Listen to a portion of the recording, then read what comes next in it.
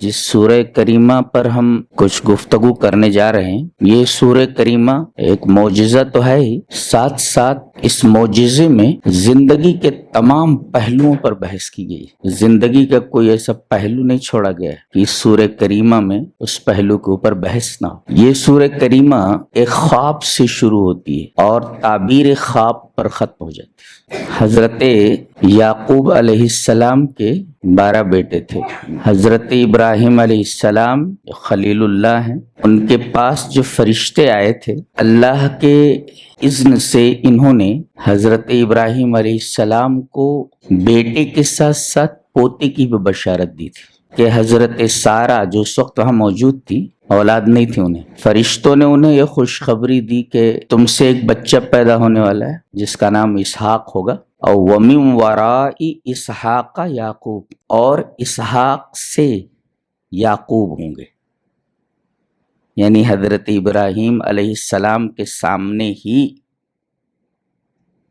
ان کو اور ان کی بیوی سارہ کو یہ بشارت دی گئی کہ سارہ سے ایک بیٹا ہوگا جس کا نام اسحاق ہوگا، اور اسحاق کا ایک بیٹا ہوگا جس کا نام یعقوب ہوگا۔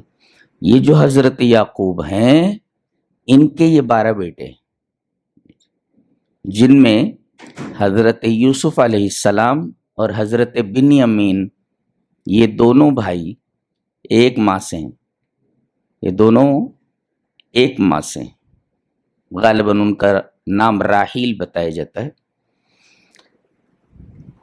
تو بنیامین یہ حضرت یوسف سے چھوٹے ہیں، بقیہ جو بھائی ہیں دوسری بیویوں سے، یہ سارے بھائی ان 2 بھائیوں سے بڑے ہیں۔ چونکہ حضرت یوسف علیہ السلام چھوٹے بھی ہیں اور ان کی پیشانی پر جو فراست تھی اور ان کا جو ہاؤ بھاؤ تھا، اس سے حضرت یعقوب علیہ السلام کو معلوم ہو گیا کہ یہ بچہ بڑی اہمیتوں کا حامل ہے، یہ معمولی لڑکا نہیں ہے۔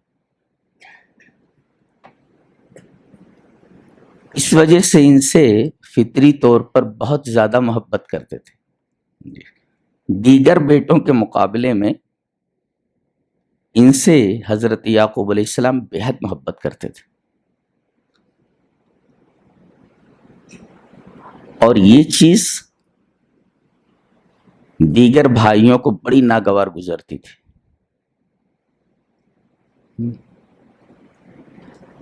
یہی نبی ہیں حضرت یوسف علیہ السلام، انہوں نے خواب دیکھا۔ جی اللہ تبارک تعالیٰ ارشاد فرماتا ہے کہ اے ہمارے رسول محمد صلی اللہ علیہ وسلم،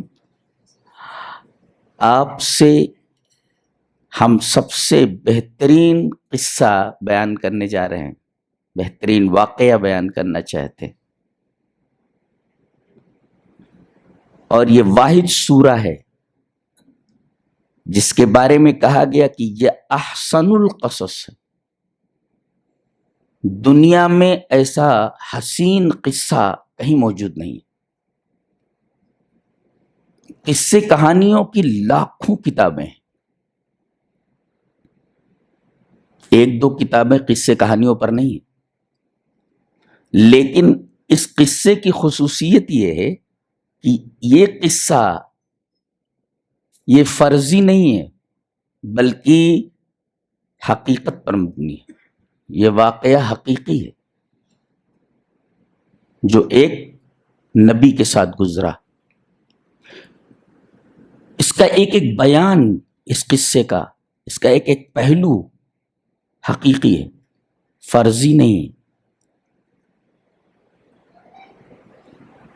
اور اس قصے کی خصوصیت یہ ہے کہ اس میں زندگی گزارنے کے اتنے اسباق اور لیسنس موجود ہیں کہ اس کا عشر اشیر بھی دنیا کی کسی کہانی میں نہیں پایا جاتا۔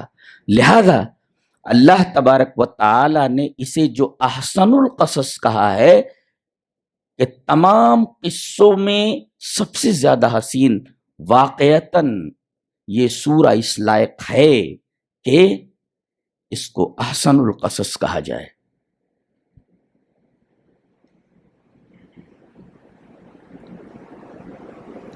اس کہانی کا اور اس واقعے کا آغاز ایک خواب سے ہوتا ہے۔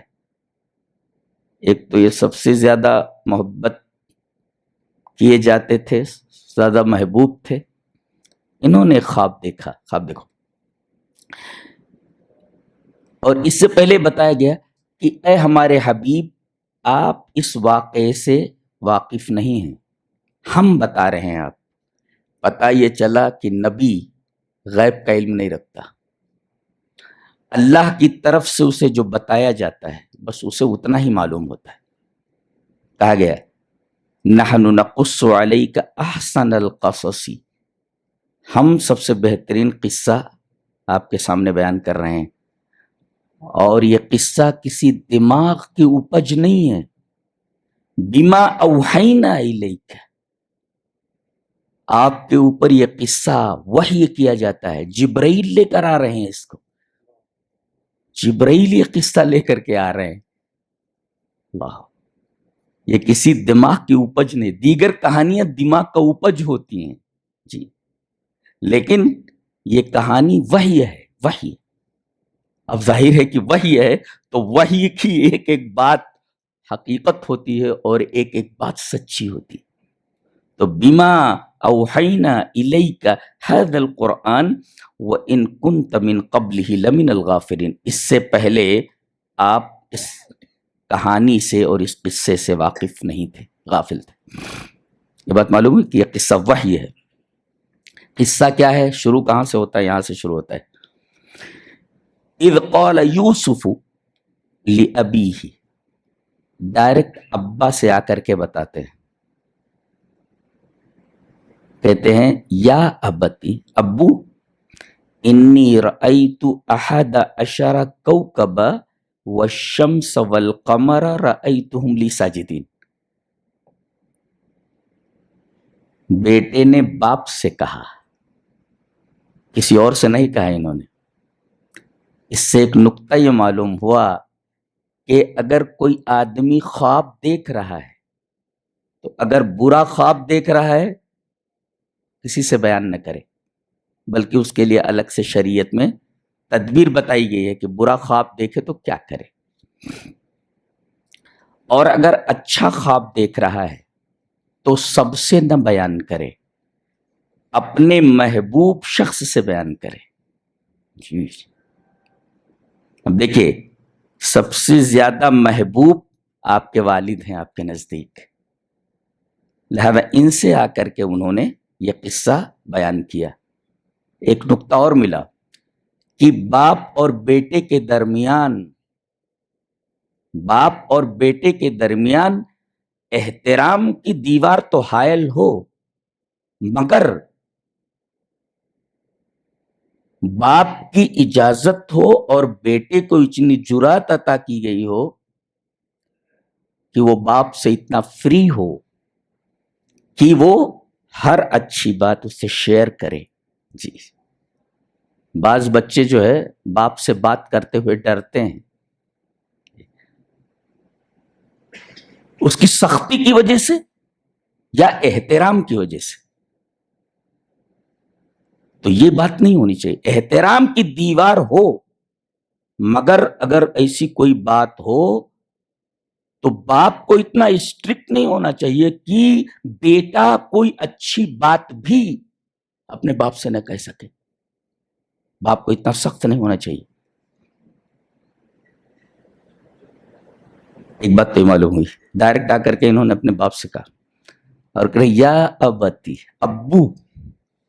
ابو کہنے کا مطلب یہ ہے کہ باپ کو بڑے پیارے انداز میں بچے کو پکارنا چاہیے، باپ ہے، یا ابتی کہا گیا۔ اس کے ساتھ کسی بھی لفظ کو استعمال نہ کرے جو لفظ احترام کی دیوار کو کراس کرتا ہو. جی یا ابتی ابو انی رأیت احد عشر کوکبا، 11 بھائی ہیں نا. احد عشر کوکبا سے مراد وہ 11 ستارے یعنی 11 بھائی، ان کو میں نے دیکھا، اور چاند اور سورج یعنی ماں باپ، ان سب کو میں نے دیکھا کہ مجھے سجدہ کر رہے ہیں. یہاں رک کر کے ایک بات ذہن میں رکھیں کہ جو پہلی شریعتیں ہیں، ایک نقطہ ہے اس میں کہ پہلی جو شریعتیں ہیں ان شریعتوں کے جو قوانین ہیں ہمارے لیے بھی وہ قانون ہے ما لم ينسخ، جب تک کہ اس قانون کو منسوخ نہ کیا گیا ہو. کوئی بات کسی شریعت میں تھی وہ ہمارے لیے بھی شریعت ہے. شرط یہ ہے کہ ہماری شریعت میں اس قانون کو، اس بات کو منسوخ نہ کیا گیا ہو. تو یہ سجدہ تعظیمی، یہ سجدہ تو سجدہ تحیہ تھا، سلام کا سجدہ. یہ سلام کا سجدہ یہ پہلی امتوں میں جائز تھا، لیکن ہماری شریعت میں، نبی کریم صلی اللہ علیہ وسلم کی شریعت میں یہ چیز ممنوع قرار دے دی گئی، منسوخ ہو گئی. لہذا شریعت کے اس قانون پر، ہمارے قانون پر عمل نہیں ہوگا. یہ رأیتہم لساجدین کا مطلب ہوا. اب جب باپ نے سنا یہ خواب تو پہلے یہ کہا قال یا بنی لا تقصص رؤیاک علی اخوتک، کہا میرے بچے اپنے خواب کو اپنے بھائیوں سے نہ بیان کرنا.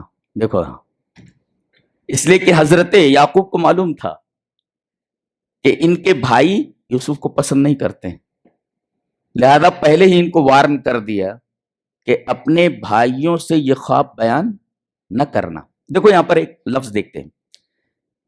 صرف کا یہ قاعدہ ہے کہ 2 حرف ایک جنس کے اگر اکٹھا آئیں تو دونوں کو ملا دیا جاتا ہے، یہ قاعدہ ہے. دیکھو لا تقصہ ہونا چاہیے یہاں پر صرف کے قاعدے کے مطابق. کیا ہونا چاہیے تھا؟ لا تقصہ. صاد ایک جنس کے حروف ہیں، لہذا قاعدہ یہ کہتا ہے کہ دونوں کو آپس میں ملا دیا جائے اور یہ کہا جائے لا تقصہ، ایسا کہا جائے. لیکن یہاں ادغام کے ساتھ نہیں بلکہ فک ادغام کے ساتھ اس کو ذکر کیا گیا ہے. لا تقصہ نہ کہہ کر کے لا تقصص کہا گیا ہے. اور لا تقصہ مشکل ہے اور لا تقصص آسان ہے. اس میں نقطہ یہ ملا ایک کہ بچوں سے آسان زبان میں بات کی جائے. جی آسان زبان میں بات کی جائے. اور مفسرین نے اس آیت کریمہ کی روشنی میں ایک بات اور کہی ہے کہ لوگوں سے ان کی عقلوں کے مطابق گفتگو کرو. ان کے سامنے ایسی بات رکھو اور اس انداز میں رکھو کہ بات ان کی سمجھ میں آ جائے.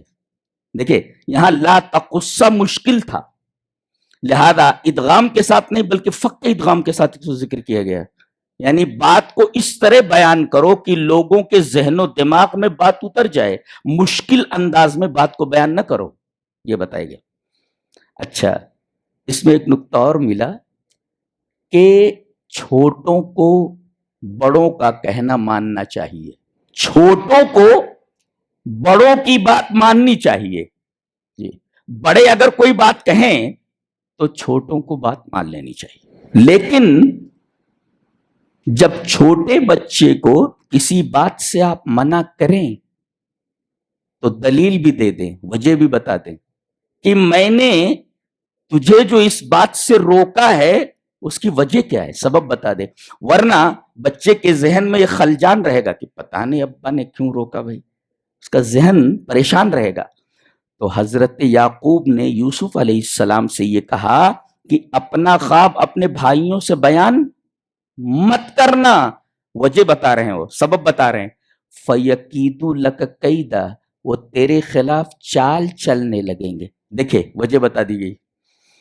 نقطہ یہ ملا کہ چھوٹوں کو اگر بڑے کسی بات کا حکم دیں تو چھوٹوں کو بات مان لینی چاہیے اور بڑوں کو چاہیے کہ جس بات سے منع کر رہے ہیں بچے کو اس کی وجہ بتا دیں تاکہ بچے کے ذہن میں خلجان نہ ہو. ایک تو بچوں سے ایسے انداز میں بات کریں کہ بچے بات کو سمجھ جائیں ایک، اور دوسرے بڑے جب بچوں کو کسی بات کا حکم دے تو بچوں کو بات مان لینی چاہیے، اور بڑے کو چاہیے کہ جس بات کا حکم دے رہا ہے اس کا سبب بیان کر دے تاکہ بچے کا ذہن خلجان میں مبتلا نہ ہو. یہ دیکھیں اس سورہ کریمہ میں قید کا لفظ 3 بار ہے. قید مانے چال چلنا، چال. یہ لفظ پورے اس واقعے میں پوری سورہ کے اندر 3 بار استعمال ہوا ہے. ایک تو ان کے بھائیوں کے لیے، جیسے یہاں ہے فَيَكِيدُ لَكَ كَيْدًا، حضرت یوسف علیہ السلام کے بھائیوں کے لیے استعمال ہوا ہے کہ انہوں نے چال چلی ایک. اور یہ لفظ استعمال کیا گیا ہے عزیز مصر کی بیوی کے سیاق میں اس کے تعلق سے کہ اس نے ایک چال چلی، اور آگے چل کر کے یہی لفظ حضرت یوسف علیہ السلام کے لیے استعمال کیا گیا ہے. دیکھیں آپ، بھائی ہیں، عزیز مصر کی بیوی ہے، اور خود حضرت یوسف علیہ السلام ہے، اور تینوں کے لیے یہی لفظ استعمال کیا گیا چال. چال غور سے دیکھیں، بہت عجیب بات ہے کہ یوسف علیہ السلام کے بھائیوں نے جو چال چلی یوسف کے خلاف، چونکہ اس چال کے پیچھے ان کا حسد اور ان کا بغض تھا، لہذا اگر کسی چال کے پیچھے حسد اور بغض کار فرما ہو تو ایسی چال ناجائز ہے. ایک اور عزیز مصر کی بیوی نے چال چلی یوسف کو پھسلانے میں اور گناہ پر آمادہ کرنے کے لیے. یہ ہے چونکہ اس قید کے پیچھے خواہش نفس ہے، اور جس چال کے پیچھے خواہش نفس ہو ایسی چال ناجائز اور حرام ہوتی ہے. تیسری چال، حضرت یوسف علیہ السلام بنیامین کو اپنے پاس روکنا چاہتے تھے. کہتے ہیں میرا بھائی ہے، میرے پاس رہ جاتا تو اچھا تھا، لیکن اب روکیں کیسے؟ روک نہیں سکتے تھے، اور بتایا بھی نہیں کہ میں یوسف ہوں. روکنا چاہتے تھے. کیا کیا؟ حکم دیا کہ جو پیالہ ہے میرا، وہ پیالہ بنیامین کے سامان میں ڈال دو، لے کر کے چلے. اور اس کے بعد آدمیوں کو لگا دیا، کہا کہ رکو، انکم لسارقون، چور ہو تم لوگ. چور ہیں قالوا ما تفقدون، انہوں نے کہا گم کیا ہوا ہے؟ کہا کہ ہمیں لگتا ہے کہ وہ جو بادشاہ کا پیالہ گم ہو گیا ہے وہ تم ہی لوگ چرا کر لے جا رہے ہو. کہا کہ ایسا نہیں ہو سکتا. اب ان کو تو معلوم ہی تھا کہ پیالہ کس کے سامان میں ہے، تو پہلے بنیامین کے سامان کو انہوں نے چیک نہیں کیا. حضرت یوسف نے کہا تھا پہلے ان کے بھائیوں کے سامان چیک کیے گئے، اور آخر میں جب بنیامین کے سامان کو چیک کیا گیا تو وہ سامان، وہ پیالہ ان کے سامان میں ملا. کہا دیکھو اس نے چوری کی. جانتے ہیں حضرت یوسف علیہ السلام نے جو یہ چال چلی، اللہ تعالیٰ نے کہا کہ یہ چال ہم نے چلی ہے. کذالک کدنا لیوسف، ہم نے یہ چال یوسف کے لیے چلی ہے. اس کا مطلب اللہ کی طرف اگر قید منسوب ہو جائے تو وہ قید بہتر قید ہوتی ہے، چونکہ اس چال کے پیچھے لم شمل تھا. لم شمل جانتے ہو؟ بکھری ہوئی چیز کو جمع کرنا، ایک بھائی کو اپنے پاس رکھ لینا. تو ایک بھائی کو اپنے پاس رکھ لینا ظاہر ہے کہ اس کے پیچھے حنان اور محبت کا جذبہ کار فرما ہے، کوئی ضرر رسا چیز نہیں ہے. تو ایسی چال جس میں کوئی ضرر نہ ہو بلکہ اس میں کوئی بہترین چیز اگر ہو تو ایسی چال جائز ہے. تو 2 چالیں ناجائز اور 1 چال جائز ہے، اور اس چال کو اس سورہ کریمہ میں 3 بار لایا گیا ہے، اور یہ بتایا گیا کہ 2 قسم کی جو چالیں ہیں وہ ناجائز ہیں، اور 1 چال چونکہ اچھی چیز کے لیے ہے لہذا وہ چال جائز ہے جی. فَيَكِيدُوا لَكَ كَيْدًا، کہا کہ تیرے خلاف چال چلنے لگیں گے. نقطہ دیکھے نفسیات کا، چال چلنے لگیں گے. اچھا، ایک بھائی کا اپنے بھائی کے تئیں دل خراب نہ ہو، سارا معاملہ حضرت یعقوب نے شیطان کے اوپر ڈال دیا. کہا کہ یہ جو چال چلیں گے نا، اس کا محرک شیطان ہوگا. ان الشیطان للانسان عدو مبین، وہ شیطان کے بھڑکانے سے اور شیطان کی تحریک کی وجہ سے یہ لوگ تیرے خلاف چال چلیں گے. دیکھو، یہ نہیں کہا کہ وہ تیرے دشمن ہیں اور تیرے خلاف چال چلیں گے ایسا ویسا، بلکہ اس چال کا محرک شیطان کو ٹھہرا کر کے حضرت یوسف علیہ السلام کے ذہن میں یہ بات ڈالی گئی کہ اپنے بھائیوں کے تعلق سے اپنے دل میں کوئی کینہ نہ رکھو. پتہ یہ چلا کہ ایک بھائی کو اپنے بھائی کے تئیں کینہ نہیں رکھنا چاہیے. کسی شاعر نے بہت اچھا کہا ہے کہ انسان کو انسان سے کینہ نہیں اچھا، جس سینے میں کینہ ہو وہ سینہ نہیں اچھا.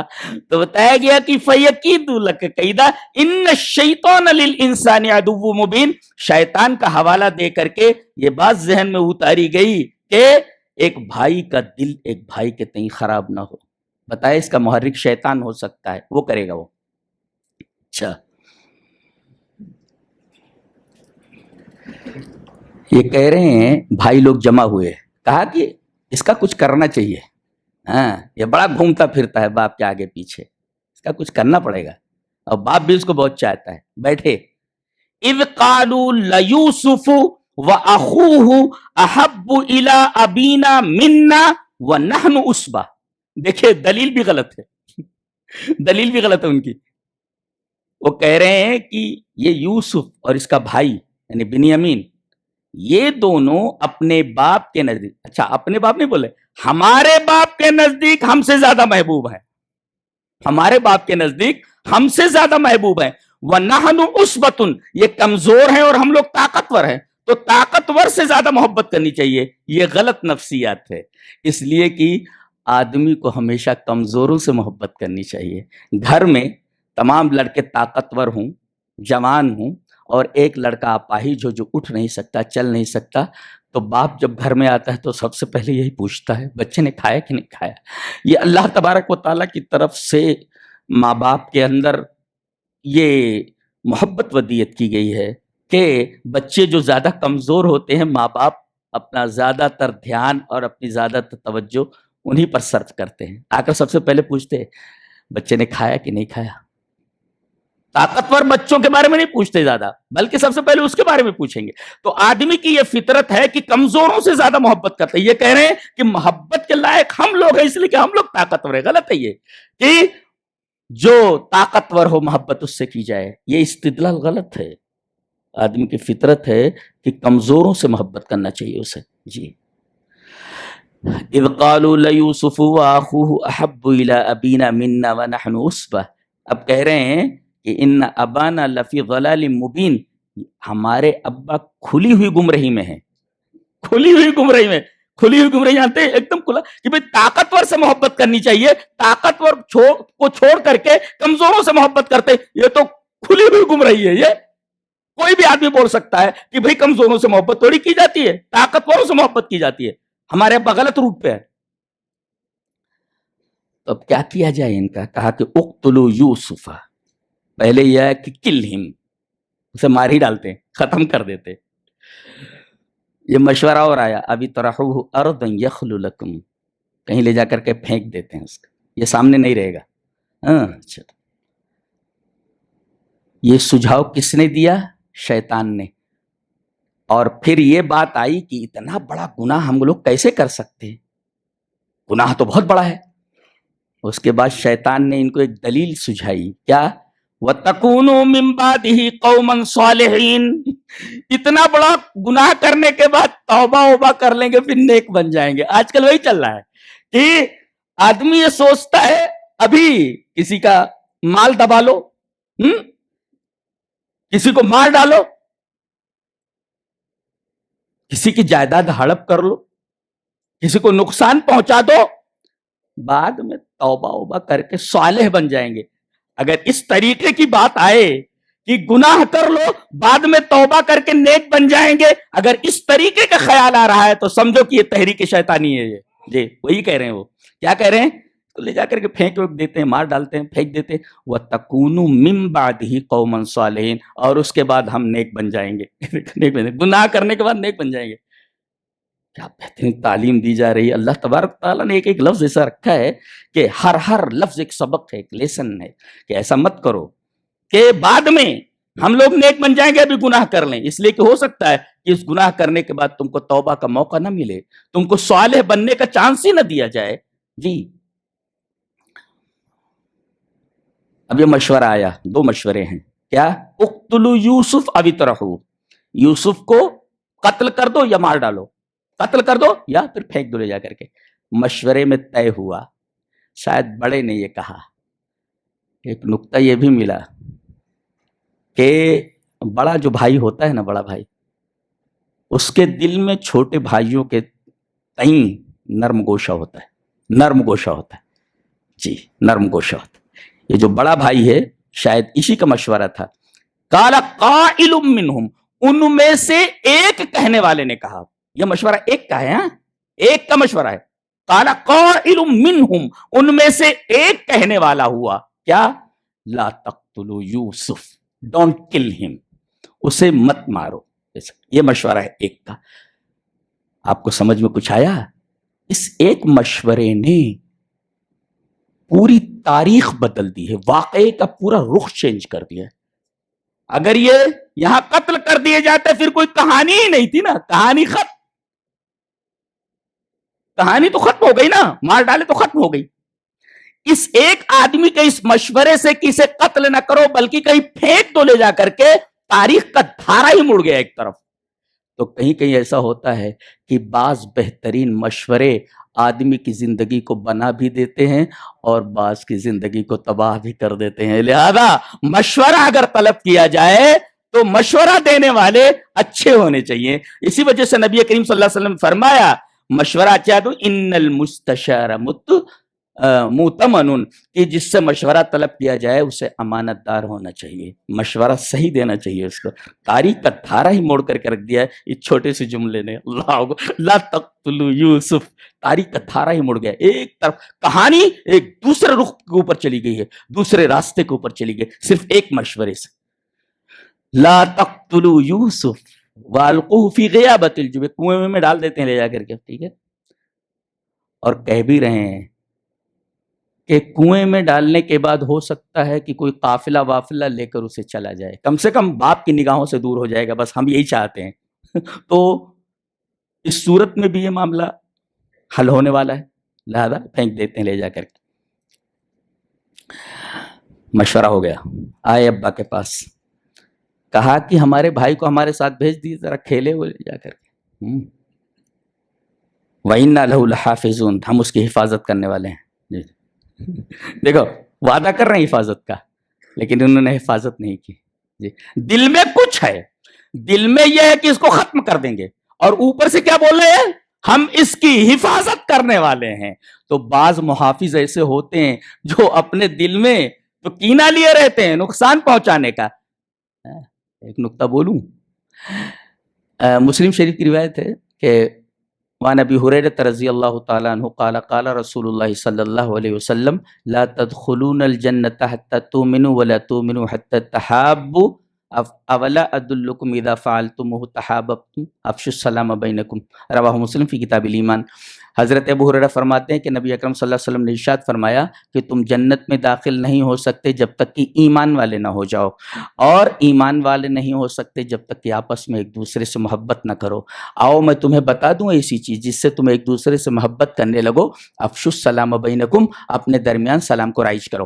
اب ہم کہتے ہیں السلام علیکم, اس کا کیا مطلب ہے؟ مطلب یہ ہے کہ تیرے اوپر سلامتی ہو, کم سے کم میری طرف سے تو مطمئن ہو جا, میری طرف سے تجھے کوئی نقصان نہیں پہنچے گا. دیکھو بولتا تو ہے السلام علیکم, لیکن اندر لیکن مل بتاتا ہوں تجھے, مل بتاتا ہوں تجھے. یہی ہے یہ وہی ہے.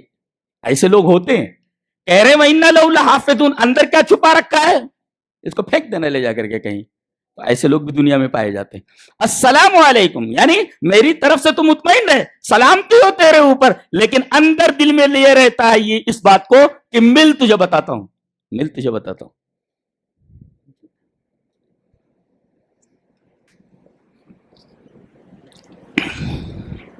کبھی بھیج دیجیے ہمارے ساتھ. اچھا بھیج دیے گئے. لے جا کر کے انہوں نے کنویں وغیرہ میں ڈال دیا. اور پھر شام کے وقت روتے ہوئے آئے. دیکھو دو باتیں اللہ تبارک تعالیٰ نے یہاں دو لفظ استعمال فرمائے. ایک تو یہ شام کے وقت آئے, کوئی زیادہ فاصلہ نہیں تھا, شام سے پہلے بھی آ سکتے تھے, تو شام ہونے کا انتظار کیا, شام کے وقت آئے. اور دوسرے جب پہنچے باپ کے سامنے تو رونے لگے. قرآن حکیم نے دو لفظ استعمال کیا, وَجَاءُوا أَبَاهُمْ عِشَاءً يَبْكُونَ, کہ وہ اپنے باپ کے پاس آئے شام کے وقت روتے ہوئے, اس لیے کہ گناہ انہوں نے کیا تھا, گناہ انہوں نے کیا تھا. اگر اندھیرا نہ ہوتا تو ان کے چہروں سے صاف پڑھا جا سکتا تھا کہ یہ یوسف کے ساتھ کچھ کر کے آئے ہیں یہ جی. اس لیے کہ چہرہ جو ہوتا ہے وہ دل کا آئینہ دار ہوتا ہے. آدمی جھوٹ بولتا ہے نا, پکڑنے والے پکڑ لیتے ہیں, اس کے چہرے سے پتہ چل جاتا ہے کہ یہ جھوٹ بول رہا ہے جی. تو the face is index of mind, چہرہ جو ہوتا ہے وہ اندروں کا آئینہ دار ہوتا ہے. تو شام کے وقت آئے تاکہ اندھیرے میں باپ سے بات کرتے ہوئے ان کا جھوٹ نہ پکڑا جائے جی. یہ تدبیر انہوں نے اختیار کی. اور رو کیوں رہے تھے؟ اس لیے کہ اگر کوئی بری خبر کسی کو سنا رہے ہیں آپ, اور آپ کو معلوم ہے کہ یہ بری خبر سن کر کے وہ رونے لگے گا, لیکن آپ بھی رونے لگے تو وہ یہ سمجھے گا کہ بھئی میں تو رو ہی رہا ہوں, میں روؤں گا, یہ لوگ بھی رو رہے ہیں, تو ایک رونے والے کے ساتھ دوسرا آدمی بھی رونے لگے تو سامنے والے کا غم ہلکا ہو جاتا ہے. یہ نفسیات کا قاعدہ ہے یہ. وَجَاءُوا أَبَاهُمْ عِشَاءً يَبْكُونَ, کسی رونے والے کے سامنے رونے لگو تو آدمی کا درد کم ہو جاتا ہے, اس کا غم ہلکا ہو جاتا ہے. یہ بتایا گیا. اور دلیل کے طور پر یہ لائے تھے قمیص. کہتے ہیں انہوں نے ایک بھیڑ ذبح کر کے حضرت یوسف علیہ السلام کا کرتا اتار لیا تھا اور ویسے ننگے ان کو کنویں میں پھینک دیا تھا بغیر قمیص کے, اور اس قمیص کو انہوں نے بھیڑ کے خون سے آلودہ کر کے اپنے پاس رکھ لیا اور وہی باپ کے سامنے لا کر رکھ دیا. وَجَاءُوا عَلَىٰ قَمِيصِهِ بِدَمٍ كَذِبٍ. اللہ اکبر. سو میں نے ایک جگہ ایک نوٹ کیا اس قمیص کے بارے میں کہ جیسے قید کا تذکرہ 3 بار ہے, ایسے ہی اس قمیص کا تذکرہ بھی 3 بار ہے. عجیب نہیں ہے؟ وہ چال جو تھی, چال کا تذکرہ 3 بار ہے, اور یہ قمیص وَجَاءُوا عَلَىٰ قَمِيصِهِ بِدَمٍ كَذِبٍ, یہ جو قمیص لائے ہیں اس قمیص کا تذکرہ بھی اس پوری سورہ کریمہ میں 3 ہی بار ہے. پہلے جہاں قمیص کا تذکرہ ہے, یہ قمیص کان سببا للحزن, غم کا سبب تھی. یہ قمیص ہے, بیٹا گیا, تو یہ قمیص حضرت یعقوب علیہ السلام کے غم کا سبب بنی. پہلے دیکھو, پہلی دفعہ یہ قمیص غم کا سبب بنی, ایک. اور دوسرے, جب عزیز مصر کی بیوی نے انہیں گناہ پر آمادہ کیا اور یہ بھاگے تو اس نے پیچھے سے ان کی قمیص پکڑ لی اور قمیص پیچھے سے پھٹ گئی. اور فیصلہ کرنے والے نے یہ فیصلہ کیا کہ دیکھا جائے کہ قمیص آگے سے پھٹی ہے کہ پیچھے سے پھٹی ہے. اگر قمیص پیچھے سے پھٹی ہے تو یوسف معصوم ہے. دیکھا گیا کہ قمیص پیچھے سے پھٹی ہے, تو کان دلیلا للبراءتی, حضرت یوسف علیہ السلام کی براءت کی دلیل بن گئی. کیا؟ یہ قمیص.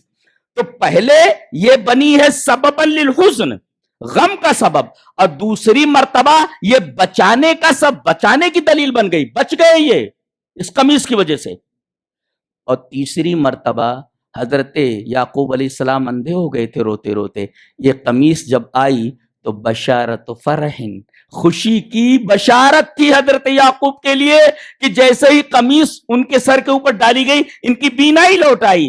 تو یہ قمیص پہلے تو غم کا سبب بنی، آخر میں قمیص خوشی کا سبب بنی۔ نکتہ یہ ملا، غم آئے تو پریشان ہونے کی ضرورت نہیں، غم ایک دن ختم ہو جائے گا اور یہی غم خوشی میں بدل جائے گا۔ لہذا آدمی جب غم میں مبتلا ہو تو اسے گھبرانا نہیں چاہیے، اس لیے کہ غم جو ہوتا ہے نا آتا ہے لیکن اپنے ساتھ خوشیاں بھی لے کر کے آتا ہے۔ اللہ نے فرمایا کہ اگر ایک پریشانی آئے تو یہ پریشانی اپنے دامن میں دو دو آسانیں لیے ہوتی ہے۔ دیکھیں یہی قمیص ہے، شروع میں یہ غم کا سبب بنی ہے لیکن آخر میں یہ قمیص خوشی کا سبب بنی ہے۔ لہذا غم آئے تو گھبرانا نہیں چاہیے بلکہ اللہ پر توکل کرنا چاہیے کہ یہی غم فرح میں بدل سکتا ہے، خوشی کے اندر بدل سکتا ہے۔ جی جی، ایک مفسر ایک نکتہ لکھتا ہے، یہ کہتے ہیں کہ ہمارا باپ ہم سے زیادہ محبت کرتا ہے، ان سے حضرت یوسف سے۔ آدمی عام طور پر حسد کس چیز سے کرتا ہے؟ مال پر نا، اس کے پاس اتنی دکان ہو گئی، اس کے پاس اتنی بلڈنگیں ہوئی، اس کے پاس اتنی کار ہو گئی، اس کے پاس اتنا مال ہو گیا۔ بعض لوگ اکثر حسد ہوتا ہے مال کے اوپر، لیکن یہاں حسد ہو رہا ہے خواب کے اوپر، خواب کے اوپر حسد ہو رہا ہے، محبت کے اوپر حسد۔ محبت اندرونی چیز ہے اور مال ظاہری چیز ہے۔ عام طور پر آدمی مال کی وجہ سے حسد کرتا ہے، یہ محبت کی وجہ سے حسد کر رہے ہیں، یہ کیا عجیب و غریب حسد ہے یہ۔ عام طور پر آدمی مال کی وجہ سے حسد کرتا ہے لیکن یہاں حسد کا عجیب و غریب سبب ہے کہ حسد یہ کر رہے ہیں اس وجہ سے کہ باپ ان کے بھائی سے زیادہ محبت کر رہا ہے۔ یہ حسد کی ایک عجیب و غریب قسم ہے۔ وہی کہہ رہے عطای القلب اسمن من عطای الید۔ اس میں ایک نکتہ اور ملا کہ ہاتھ سے جو آپ چیز دے رہے ہیں اس سے زیادہ قیمتی چیز وہ ہوتی ہے جو دل سے دی جائے۔ عطای القلب اسمن من عطای الید، آدمی کو ہاتھ سے جو چیز دی جائے اس سے زیادہ قیمتی وہ چیز ہوتی ہے جو آدمی کو دل سے دی جائے۔ تو دل سے دیے جانے والا عطیہ زیادہ قیمتی ہوتا ہے بالمقابل اس عطیے کے جو ہاتھ سے دیا جائے۔ جی جی، تو کوئی چیز آپ دیں تو آپ دل سے دیں، کوئی چیز آپ لیں تو سامنے والے کو دیکھیں کہ وہ دل سے دے رہا ہے کہ ہاتھ سے دے رہا ہے۔ ایک ہوتا ہے ہاتھ سے دینا اور ایک ہوتا ہے دل سے دینا، دونوں میں زمین اور آسمان کا فرق ہے۔ کیا کتاب ہے، کیا نکات ہے، اللہ اکبر۔ جی،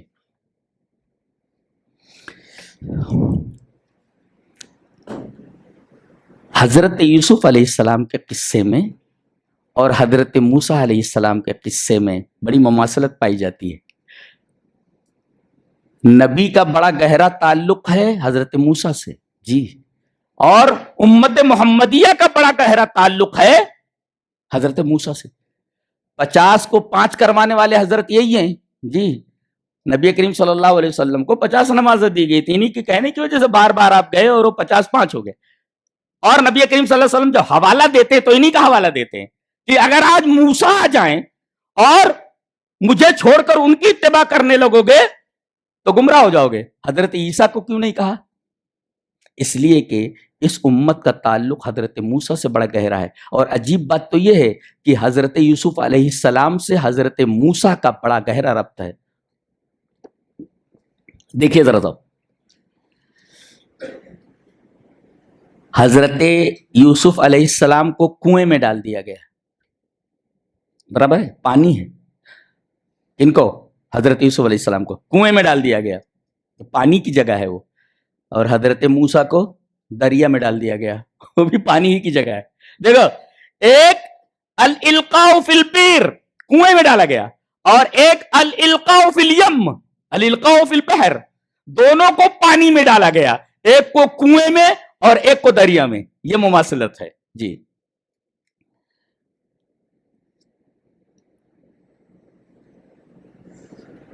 حضرت موسیٰ علیہ السلام کو جو دریا میں ڈالا گیا، جانتے ہیں دریا میں ڈالے جانے کا سبب محبت تھی۔ دریا میں آدمی کو ڈال دیا گیا محبت کی وجہ سے، جی ہاں، محبت کی وجہ سے۔ ماں سے کہا گیا کہ ان کو ایک تابوت میں ڈالو اور اسے حوالے دریا کر دو۔ حضرت موسیٰ علیہ السلام کو پانی میں ان کی اماں ڈال رہی ہیں، ان کی والدہ ڈال رہی ہیں. اب بتائیے یہ پانی میں ڈالنے کا سبب کیا ہے؟ محبت ہے نا، تاکہ فرعون ان کو پکڑ نہ سکے. اس لیے کہ آرڈر ہے کہ بچہ جو پیدا ہو اور پتہ لگ جائے تو اس کو فوراً قتل کر دو. لہذا یہ جو دریا میں ڈالے جا رہے ہیں یہ محبت کی وجہ سے ڈالے جا رہے ہیں. اور حضرت یوسف علیہ السلام کو جو کنویں کے پانی میں ڈالا جا رہا ہے اس کے پیچھے محبت نہیں ہے، نفرت ہے. اللہ اکبر. تو ایک کام محبت کے لیے بھی ہوتا ہے، وہی کام باقاعدہ نفرت کے جذبے سے بھی ہوتا. کام ایک ہی ہے مگر وہ کام محبت کے جذبے سے ہوا اور وہی کام نفرت کے جذبے سے ہوا. کام ایک ہی ہے مگر جذبات الگ الگ ہیں. تو حضرت موسیٰ علیہ السلام اور حضرت یوسف علیہ السلام کے واقعے میں اس طریقے کی بھی مماثلت ہے. دونوں دریا میں ڈالے گئے، اللہ اکبر، اور دریا میں ڈالے جانے کے اسباب الگ الگ ہیں. ایک کا سبب محبت ہے اور ایک کا سبب نفرت ہے. جی، اور ان دونوں پیغمبروں کا تعلق مصر سے ہے. حضرت موسیٰ بھی مصر کے ہیں اور حضرت یوسف علیہ السلام بھی مصر میں ہیں. اچھا، فرق کیا ہے؟ فرق ہے ایک نے انٹر کیا ہے اور ایک نے ایگزٹ کیا ہے. جی، ایک آیا ہے اور ایک گیا ہے. حضرت یوسف علیہ السلام اپنے گاؤں سے مصر آئے ہیں. جی، مصر آئے ہیں. اور حضرت موسیٰ علیہ السلام مصر سے ایگزٹ کر کے مدین جا رہے ہیں. برابر ہے. ایک نے مصر میں انٹر کیا ہے، دخول کیا ہے، اور ایک مصر سے باہر جا رہا ہے. ایک ہے انٹر کر رہا ہے اور ایک ایگزٹ کر رہا ہے، اور دونوں کا تعلق مصر سے ہے. برابر ہے. اور ایک نقطہ اور بھی ہے کہ دونوں گھر سے بے گھر ہوئے ہیں. جی، حضرت موسیٰ علیہ السلام بھی گھر سے بے گھر ہو گئے اور حضرت یوسف علیہ السلام بھی گھر سے بے گھر ہوئے. ایک نقطہ یہ بھی ہے. اچھا، دونوں کے بارے میں جب ملے جن کو، یہ ایک ہی بات کہی دونوں نے. حضرت موسیٰ ملے کس کو؟ فرعون کی بیوی آسیہ کو. وہ بچے کو دیکھا انہوں نے، فوراً گود میں لے لیا. جی، اور انہوں نے کہا عَسَىٰ أَن يَنفَعَنَا أَوْ نَتَّخِذَهُ وَلَدًا، ہم اس کو اپنا بیٹا بنا لیتے ہیں، ہمیں نفع دے گا اور ہم اس کو اپنا بچہ بنا لیتے ہیں. اور عزیز مصر نے یہ کہا کہ اس کو تم اپنے پاس رکھو اپنی بیوی سے. عَسَىٰ أَن يَنفَعَنَا أَوْ نَتَّخِذَهُ وَلَدًا، جملہ بالکل وہی ہے. جی، کہ ہم اس کو اپنے پاس رکھ لیتے ہیں، اپنا بیٹا بنا لیں گے. اس لیے دونوں کے پاس اولاد نہیں تھی. فرعون کے پاس بھی اولاد نہیں اور عزیز مصر کے پاس بھی اولاد نہیں. یہ بڑی مماثلت ہے. اور دونوں نے ایک ہی بات کہی، ہم اسے اپنا بیٹا بنا لیں گے. کس نے؟ فرعون کی بیوی نے بھی کہا اور عزیز مصر نے بھی کہا. یہ مماثلت پائی جا رہی ہے. جی، دونوں محل میں ہیں، دونوں محل میں پہنچے. حضرت یوسف علیہ السلام باہر سے محل میں آئے اور حضرت موسیٰ علیہ السلام بھی اپنے گھر سے محل میں آئے.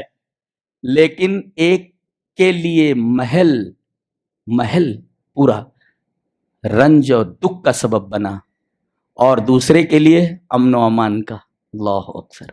حضرت موسیٰ علیہ السلام جس محل میں پہنچے وہاں سے ان کو بھاگنا پڑا، اس لیے کہ ان کے قتل کا پلان بن گیا تھا. لہذا یہ محل ان کے لیے الم کا سبب بنا، دکھ کا سبب بنا. اور حضرت یوسف علیہ السلام جس محل میں گئے کہا گیا کہ ان کا اکرام کیا جائے، اکرمی مثواہ، ان کا بڑا اچھا خیال رکھا جائے. تو ایک کو احترام کے ساتھ رکھا گیا اور ایک کو بھگا دیا گیا وہاں سے. دونوں کا تعلق محل سے. دونوں جوان ہیں، برابر، دونوں جوان. اچھا، جب جوان ہوئے تو دونوں کے بارے میں ایک ہی جملہ استعمال کیا ہے قرآن نے، موسیٰ اور یوسف کے بارے میں. دونوں حضرت موسیٰ علیہ السلام کے بارے میں اور حضرت یوسف علیہ السلام کے بارے میں. وَلَمَّا بَلَغَ أَشُدَّهُ آتَيْنَاهُ حُکْمًا وَعِلْمًا، جب یہ جوان ہوئے حضرت یوسف تو ہم نے ان کو حکمت عطا کی اور علم عطا کیا. اور موسیٰ کے بارے میں کہا وَلَمَّا بَلَغَ أَشُدَّهُ وَاسْتَوَىٰ آتَيْنَاهُ حُکْمًا وَعِلْمًا. دونوں کے لیے ایک ہی بات کہی گئی. اللہ اکبر. جب دونوں جوان ہوئے تو ہم نے ان کو حکمت اور علم عطا کیا.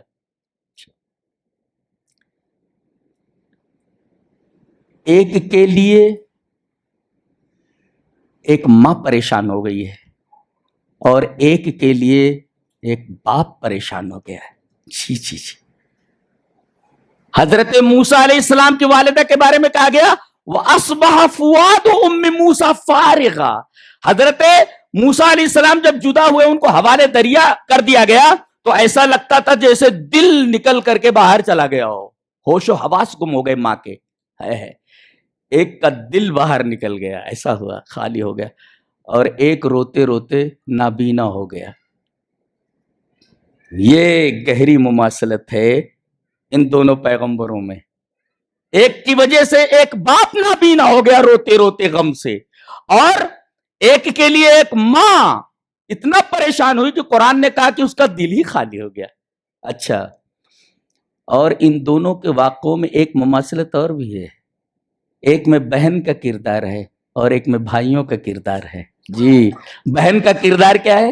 ماں نے کہا کہ یہ دیکھ صندوق ڈال رہی ہوں, یہ بہتا بہتا جا رہا ہے, ذرا دور سے دیکھتے جانا. اس بچی کے بارے میں اللہ نے فرمایا ہے یہ اتنے اچھے انداز سے اس صندوق کو دیکھتی ہوئی جا رہی تھی کہ کوئی پتہ نہیں لگا سکتا تھا کہ یہ صندوق کے اوپر نگاہ رکھے ہوئے. کسی نے کہا جاسوسی کا سب سے بہترین نظام اگر سیکھنا ہو تو موسیٰ کی بہن سے سیکھو. بولے تو اللہ اکبر, کیا کتاب ہے, سبحان اللہ سبحان اللہ. علامہ اقبال نے اسی وجہ سے کہا یہ کتاب نیست چیزیں دیگر است. یہ کتاب نہیں ہے, کوئی دوسری چیزیں بولتا ہو, یہ کتاب نہیں ہے بولتے علامہ اقبال. یہ قرآن کتاب نہیں ہے, یہ کوئی دوسری ہی چیز ہے. تو کیسی کیسی باتیں کرتی جی. تو ایک میں بہن کا کردار ہے موسیٰ علیہ السلام کی کہ وہ دیکھتی ہوئی جا رہی ہے کہ یہ صندوق جاتا کہاں ہے, اور جب دیکھا کہ وہ مڑ کر کے محل کی طرف چلا گیا تو واپس آ گئی کہ اب محفوظ ہے بچہ, محل میں چلا گیا, ورنہ بہتے بہتے اور دریا کی دوسری طرف نکل جاتا تھا. چونکہ یہ موڑنا اوپر کی طرف سے تھا, اللہ تبارک تعالیٰ نے وعدہ کیا تھا ڈال دے, ذمہ داری ہماری ہے, ذمہ داری ہماری ہے, ہم اسے لوٹا. اللہ نے فرمایا اِنَّا رَادُّوهُ إِلَيْكِ, ہم تیرے بچے کو تجھے لوٹا دیں گے. یہ اللہ کا وعدہ تھا. لہذا دریا کو حکم دے دیا گیا, صندوق کا رخ پھر گیا, محل میں پہنچا. یعنی بظاہر ایسا تھا کہ یہ بچے گا نہیں, لیکن بچانے والے نے محل میں پہنچا دیا. لہذا توکل ضروری ہے. جی, نیت کے اعتبار سے آدمی کے اوپر فیصلے بدلتے ہیں اللہ تبارک و تعالیٰ کے. اور کہا بھی گیا اپنے آپ کو ٹھیک کر لو, معاملات ویسے ہی صحیح ہو جاتے. وہ قوم اللہ تبارک و تعالیٰ اس کو کبھی نہیں بدلتا جب تک کہ وہ اپنے حالات خود نہ بدل دے. جی, تو ایک میں بہن کا کردار ہے اور ایک میں بھائیوں کا کردار ہے, لیکن دونوں کرداروں میں فرق ہے. بھائیوں کے کردار میں نفرت ہے اور بہن کے کردار میں محبت ہے. ایک طرف نفرت ہے اور ایک میں محبت ہے. کیا کتاب ہے, سبحان اللہ. میرے پاس الفاظ نہیں ہے تعریف کرنے کے لیے اس کتاب عزیز کی. اللہ, ایسے نہیں قرآن ہے, یہ اتنی شاندار کتاب امت کو دی گئی ہے یار, کمال ہے. اور اس سے ہم لوگ غافل ہیں. وہ جزدان میں رکھی ہوئی ہے, سب رمضان میں اٹھاتے ہیں, گوں گاں کرتے رہتے ہیں, گوں گاں کرتے تھے.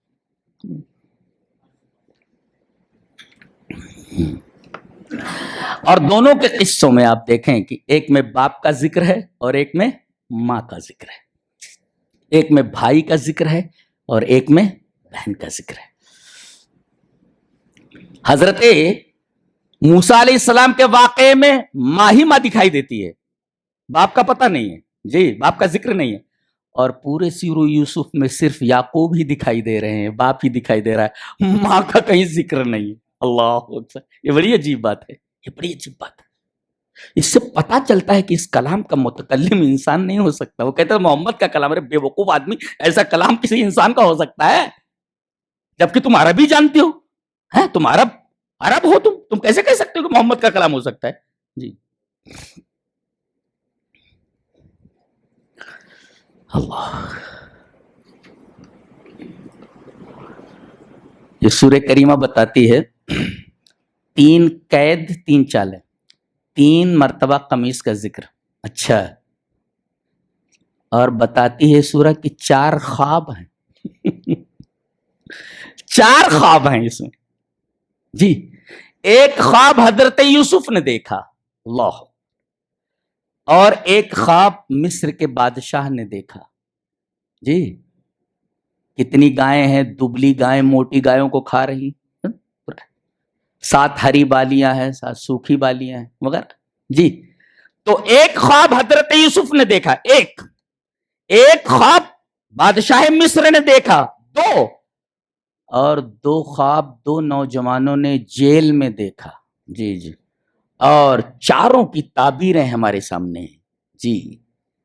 ایک نے دیکھا کہ 11 ستارے، چاند اور سورج سجدہ کر رہے ہیں. آخر میں بتایا گیا کہ تخت پر باپ کو بٹھا دیا گیا، ماں کو بٹھا دیا گیا، اور اس کے بعد حضرت یوسف خود بیٹھے اور تمام بھائیوں نے ان کو سجدہ کیا. دیکھو خواب ہے اور آخر میں خواب کی تعبیر بتائی گئی. یہ حقیقت ہے جی. اور بادشاہ نے خواب دیکھا کہ 7 کا معاملہ ہے جی. 7 ہری بالیاں. ان سے پوچھا گیا تو تعبیر بتانے والے کون؟ منجمین کو بلایا گیا، خواب کی تعبیر بتانے والوں کو، جو حکومت کے تنخواہ دار تھے، ملازم تھے. بلایا گیا، اس خواب کی تعبیر بیان کرو. قالوا اضغاث احلام، یہ خواب پریشاں ہے، اور ہم خواب پریشاں کی تعبیر نہیں بتاتے، اس کی کوئی تعبیر ہی نہیں ہوتی ہے. اچھا. تب اس آدمی کو یاد آیا، کون؟ وہ جو جیل میں بچ گیا تھا خواب دیکھنے کی وجہ سے، جس خواب کی تعبیر بتائی گئی تھی. ابھی بتاتا ہوں. جو آدمی بچ گیا تھا اس نے کہا ارے میں ایک آدمی کو نہ بتا دوں جو خواب کی صحیح تعبیر بتائے. ارے کہا لے کر کے لوگ جاؤ. کہا کہ نہیں میں جاؤں گا میں جاؤں گا.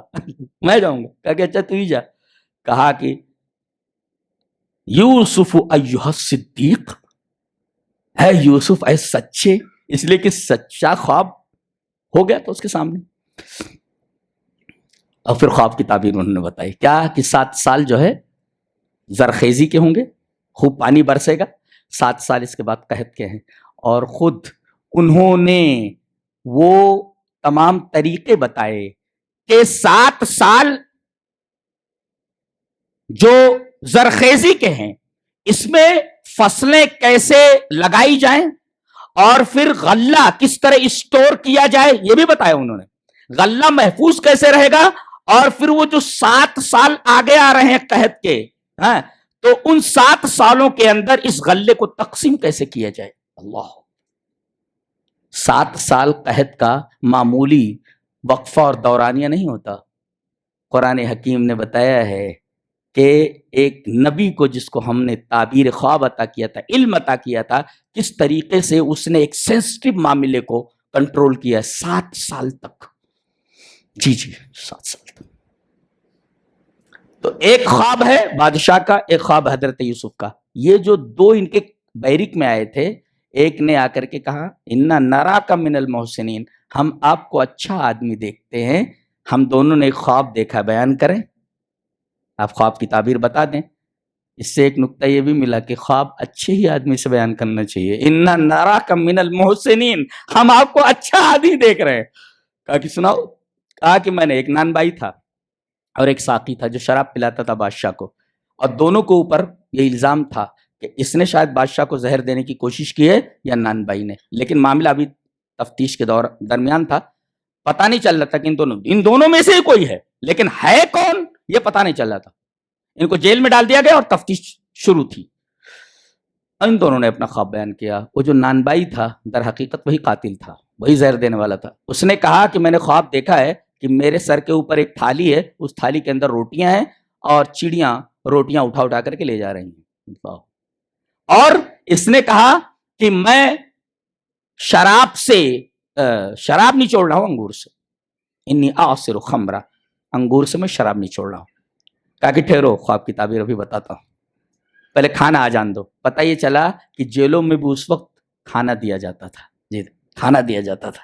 تو کہا کھانا آ جانے دو، اس کے بعد میں بتاتا ہوں. اب یہ اچھا موقع تھا، فوراً انہوں نے توحید کی تعلیم دے دی. کہا کہ اے میرے جیل کے ساتھیو، یا صاحب السجن ارباب متفرقون خیر ام اللہ الواحد القہار، ایک بہتر ہے یا کئی؟ آج ایک کو چھوڑ کر کے کئی کی پوجا میں لوگ لگے ہوئے. یہی بات وہاں کہی گئی تھی. اور یہ بالکل فطری بات ہے کہ ایک جو ہوتا ہے وہ کئی کے مقابلے میں بہتر ہوتا ہے، کئی کے مقابلے میں بہتر ہوتا ہے. بہرحال توحید کی دعوت دے دی گئی. اس سے ایک نقطہ یہ بھی ملا کہ حالات کتنے ہی خراب کیوں نہ ہوں اور آپ کسی بھی مقام پر ہوں، آپ کا یہ فریضہ ہے کہ توحید کی دعوت کو آپ عام کریں، اس لیے کہ تمام انبیاء کی زندگی کا مقصد اولی یہ توحید کی دعوت ہی تھی۔ آپ کہیں بھی ہوں، ساتھیوں سے آپ کا واسطہ پڑے، آپ توحید کی دعوت دے دیں، آپ دکان میں ہیں توحید کی دعوت دے دیں، کہیں آپ سفر میں ہیں توحید کی دعوت دے دیں۔ حالات کا جائزہ لینے کے ساتھ ساتھ اگر حالات متقاضی ہیں تو آپ ان کے سامنے توحید کی دعوت رکھیں۔ آپ یہ نہیں کہہ سکتے کہ حالات بہت خراب ہیں ہم توحید کی دعوت نہ دیں۔ اشد ظروف کے اندر، سخت حالات کے اندر بھی توحید کی دعوت دینا ضروری ہے۔ ہاں، حکمت کو پیش نظر رکھا جائے تو خواب کتنے ہوئے؟ 4۔ ایک تو حضرت یوسف کا خواب، اور ایک بادشاہ کا خواب، اور 2 قیدیوں کا، اور چاروں کی تعبیریں حضرت یوسف علیہ السلام کے اس واقعے میں، اس پوری صورت کے چاروں کی تعبیریں سامنے آ گئی، چاروں کی تعبیریں بتا دی گئی کہ یہ خواب ہے اور یہ تعبیر۔ ایک نقطہ اور بھی ہے کہ یہ سورہ کریمہ اللہ کی ایک صفت، شروع میں اللہ کی ایک صفت ہے حکیم علیم، اور یہ سورہ انہی دونوں صفتوں پر ختم ہوتی ہے، حکیم العلیم پر۔ جی جی جی، یہ اس خاص میں ابتدا سے اور انتہا سے ربط ہے، یہ ابتدا اور انتہا میں یہ ربط ہے کہ حکیم علیم اللہ کی 2 صفتوں سے شروع ہو کر کے انہی دونوں صفتوں کے اوپر ختم ہو جاتی ہے۔ اس سورہ کریمہ کا محور اساسی کیا ہے؟ محور اساسی، بنیادی محور جس کے اوپر یہ پوری سورہ گھومتی ہے، عمل کے لیے ہم کیا کریں؟ بتایا گیا 3 چیزیں۔ اللہ اکبر، تین چیزیں آپ دیکھ رہے ہو، 3 چیزیں آ رہی ہیں۔ 3 چیزوں کو آپ اختیار کر لو، زندگی میں کامیاب ہو۔ ایک، ثق فی تدبیر اللہ تبارک و تعالیٰ کی تدبیر پر اعتماد کرو، حالات کیسے بھی ہوں سمجھو کہ یہ اللہ کی طرف سے ہے، یہ اللہ کی طرف سے۔ اور ایک سلفی مفسر نے بڑی شاندار بات کہی ہے، مجھے بہت اچھا لگا، کہ آپ کے اوپر کوئی بھی چیز آتی ہے تو وہ خیر ہے، اس لیے کہ وہ چیز کل الخیر کی طرف سے آئی ہے۔ اللہ خیر کل ہے، اللہ خیر کل ہے، تو یہ جو چیز آپ کے اوپر آئی ہے یہ بھی خیر ہی ہے۔ اگر پریشانی آ رہی ہے تب بھی خیر ہے، اور اگر آسانی آ رہی ہے تب بھی خیر ہے۔ اسی وجہ سے نبی کریم صلی اللہ علیہ وسلم نے فرمایا کہ مومن کی چاروں نہیں، 2 انگلیاں گھی میں ہیں، 2 انگلیاں گھی میں ہیں۔ اگر اس کے اوپر آسانی آتی ہے تو وہ اللہ تبارک و تعالیٰ کا شکر ادا کرتا ہے، شکر۔ اور اللہ نے فرمایا اللہ تبارک و تعالیٰ شکر کرنے والوں کو بدلہ دیتا ہے، وَسَنَجْزِي الشَّاكِرِينَ، ہم شکر کرنے والوں کو بدلہ دیتے ہیں۔ تو اگر آسانی آئے تو شکر کرے، اور شکر کرنے والوں کی جزا بتا دی گئی، اللہ تبارک و تعالیٰ اس کو بدلہ دے گا۔ اور اگر پریشانی آئے تو صبر کرے، اس لیے کہ اللہ نے فرمایا ہم صبر کرنے والوں کے ساتھ ہیں۔ اللہ اکبر، کیا بات ہے۔ تو مومن کی 2 انگلیاں گھی میں، پریشانی آئے تو صبر کرے، اور آسانی آئے تو شکر کرے، اور صبر اور شکر یہ پوری شریعت کا خلاصہ ہے۔ تو ثق فی تدبیر اللہ کی تدبیر پر اعتبار کیجئے، اعتماد کیجئے کہ جو کچھ ہمارے اوپر آیا ہے یہ سب اللہ کی تدبیر ہے، یہ اللہ کی طرف سے۔ اور دوسرے، اصبر، صبر کیجئے حالات کیسے بھی ہوں، ولا تیأس، اور مایوسی کو کبھی بھی اپنے دل میں آنے مت دیں، اس لیے کہ ہر شام کی ایک صبح ہوتی ہے، ہر شام کی ایک صبح ہوتی ہے۔ ایسے ہی کائنات کی کوئی بھی چیز ہو، اس کی ایک ابتدا ہوتی ہے، اس کے ساتھ اس کی انتہا ہوتی ہے۔ تو یہ جو پریشانی آئی ہے سمجھو کہ اس پریشانی کے بعد آسانی آنے والی ہے۔ تو یہ 3 چیزیں پکڑی، ثق فی تدبیر اللہ کی تدبیر پر اعتماد، اور دوسرے اصبر، صبر، اور تیسرے لا تیأس، آپ کو مایوس نہیں ہونا چاہیے، آپ مایوس نہیں ہو سکتے۔ یہ 3 چیزیں اپنی زندگی میں نہ آنے دیں، حالات کتنے بھی خراب ہو آپ کو مایوس نہیں ہونا چاہیے، اللہ پر توکل کرنا چاہیے۔ ایک نقطہ اور ملا کہ کسی اچھی چیز کا نتیجہ برا ہو سکتا ہے، جی، کسی اچھی چیز کا نتیجہ برا ہو سکتا ہے۔ حضرت یعقوب علیہ السلام کی محبت یوسف کے تئیں اچھی چیز ہے نا، نتیجہ کتنا خراب ہوا، کنویں میں ڈال دی کہ بچہ ہاتھ سے چلا گیا، اور روتے روتے آنکھیں چلی گئی۔ تو کسی اچھی چیز کا، محبت ایک اچھی چیز ہے اپنے بچے کے تئیں، تو کبھی اچھی چیز کا نتیجہ برا ہوتا ہے. جیسے حضرت یعقوب علیہ السلام کی محبت اچھی تھی مگر اس کا نتیجہ کیا ہوا؟ القاؤ فی البیر، ان کے بچے کو کنویں میں ڈال دینا ہے. کنویں میں چلا گیا بچہ، ہاتھ سے نکل گیا. جی جی. اور کبھی کسی بری چیز کا نتیجہ اچھا ہوتا ہے بظاہر، ہاں ہم یہ سمجھتے ہیں کہ اچھا ہے، نتیجہ برا ہوتا ہے. ہم یہ سمجھتے ہیں کہ یہ چیز بری ہے مگر نتیجہ اچھا ہوتا ہے. اللہ اکبر. تو نتیجہ اللہ کے اوپر چھوڑ دیجئے نا. صرف فی تدبیر اللہ، یہ ہے مطلب. صرف فی تدبیر اللہ کا مطلب کیا ہے؟ کسی اچھی چیز کا نتیجہ برا ہو سکتا ہے. محبت کر رہے تھے حضرت یوسف سے، نتیجہ برا ہوا، ہاتھ سے بچہ نکل گیا. اور بری چیز کیا ہوئی؟ جیل میں ڈال دیے گئے. جیل میں ڈال دیے گئے. القاؤہ فی السجن، حضرت یوسف علیہ السلام جیل میں ڈال دیے گئے. اور اسی جیل میں جانا آپ کی عزت کا سبب بنا، اس لیے کہ وہ دونوں قیدی وہاں تھے. دونوں کی خواب کی تعبیر بتائی تو ایک جو بچ گیا تھا ساقی، وہ پھر سے اپنے نوکری کے اوپر لگ گیا بادشاہ کو شراب پلانے میں. اسی نے کہا ارے وہ آدمی تو بے گناہ وہاں پڑا ہوا ہے، کہا کہ لے کر کے آؤ اس کو. اللہ اکبر. تو کو ایک بری چیز کا نتیجہ بھلا نکلا. تو ہم فیصلہ نہیں کر سکتے کہ یہ جو چیز ہمارے اوپر آئی ہے یہ ہمارے حق میں بری ہے اور یہ جو چیز ہمارے اوپر آئی ہے اچھی ہے. نہیں، نتیجہ اللہ کے اوپر چھوڑ دو. صرف فی تدبیر اللہ کے اوپر. اس لیے کہ اچھی چیز کا نتیجہ برا ہو سکتا ہے اور بری چیز کا نتیجہ اچھا بھی ہو سکتا ہے. آپ دیکھیں ایک چیز، لا تیس. حضرت یوسف علیہ السلام کے اوپر اتنے حالات گزرے لیکن کبھی بھی مایوسی کو انہوں نے اپنے دل میں نہیں آنے دیا. جی، مایوس نہیں ہونا چاہیے، کبھی بھی مایوس نہیں ہونا چاہیے. اچھا، لوگوں کے اوپر غم آتے ہیں، بہت زیادہ پریشان ہوتے ہیں.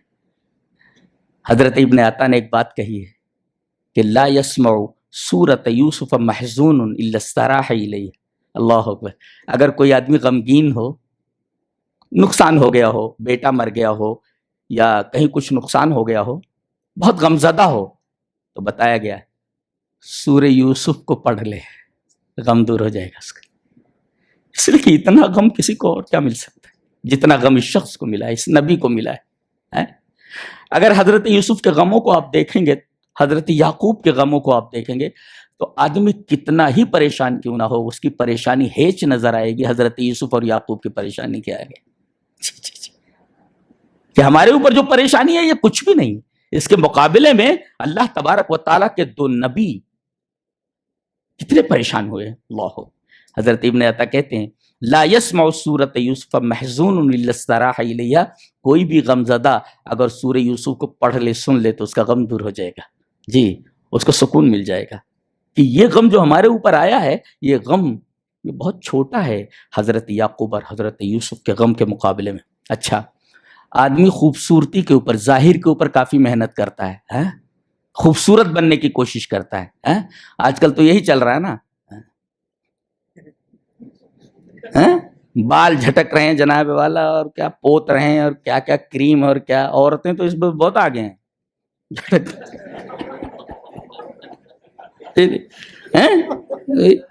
جھٹکوے لٹکوے پہ مت جائیے، یہ بہت خطرناک چیز ہے. جی، تو زیادہ تر محنتیں جمال کے اوپر کی جا رہی ہیں. بتایا گیا کہ حضرت یوسف علیہ السلام بڑے خوبصورت تھے، اس خوبصورتی نے انہیں مصیبت میں ڈال دیا. جی، اس خوبصورتی نے ان کو مصیبت میں ڈال دیا. حسین تھے، اللہ اکبر. عورتوں کو بلایا عزیز مصر کی بیوی نے، کہا کہ تم کہتے ہو میں اپنے غلام کو چاہتی ہوں، دیکھا ہے کیسا ہے وہ. بلاتی ہوں، کہا کہ اخرج علیہن، آؤ ذرا نکل کے آؤ ان کے سامنے. جو چھریاں دی گئی تھیں سیب کاٹنے کے لیے، پھل کاٹنے کے لیے، ہاتھ کاٹ لیے تھے، اتنے خوبصورت تھے. کہنے لگی قلنا حاشا للہ ما ھذا بشرا، یہ انسان نہیں ہو سکتا، اتنے خوبصورت ہے. اور ہمارا نبی دیکھ کر کے آیا ہے کتنے خوبصورت. جی، ملاقات ہوئی ہے کہ نہیں حضرت یوسف سے؟ دیکھا ہمارا جو ہمارے لیے غائب ہے، بعض چیزیں ہمارے نبی کے لیے شہود ہیں. جی، اسی وجہ سے نبی جو کہے چپ چاپ مان لو، اس لیے کہ ہم نے خالی سنا ہے، سب دیکھ کر کے آیا ہے، سب دیکھ چکا ہے. جی، ہم نے یوسف کا قصہ یہاں پڑھا، ہمارا نبی دیکھ کر کے آیا ہے، اس کے اوپر اتری ہے یہ سورہ. در حقیقت یہ سورہ جو نبی پر اتری ہے، اس کا جو ہیرو ہے اس کہانی کا، اس ہیرو کو دیکھ کر کے آئے ہیں نبی کریم صلی اللہ علیہ وسلم، اور بتایا کہ بہت خوبصورت ہیں. اللہ تبارک و تعالیٰ نے انہیں شطر الحسن عطا کیا. کیا ہے حدیث میں؟ اوتیا شطر الحسن، حسن کا ایک بڑا حصہ عطا کیا گیا ہے. اللہ اکبر. یہ نبی کا تبصرہ ہے حضرت یوسف کے بارے میں. دعا کرو یار دیکھیں پہلے اپنے نبی کو دیکھیں گے. تمنا تو اللہ کو دیکھا جائے اے جس نے اتنی خوبصورتی بنائی ہے, اس کے بعد تو ساری خوبصورتی سب ہیچ ہو جائے گی. نبی کو دیکھیں گے, ہمارے نبی کو جو ہمارے لیے ہدایت کی روشنی لے کر کے آئے, لوگوں کی گالیاں کھا کر کے ہمارے سامنے اللہ کی باتیں پیش کرتا رہا, اللہ کے پیغامات پہنچاتا رہا. ہم اس کو دیکھیں گے. اس کے بعد ان کو دیکھیں گے کیسے حسین تھے, اس لیے کہ یہ سورہ بیان کے آپ لوگ سن رہے ہیں نا. ہاں اللہ اکبر, ہمارا نبی دیکھ کر کے آیا ہے. جس کے اوپر یہ سورہ اتری ہے اس کے ہیرو کو دیکھ کر کے آیا ہے.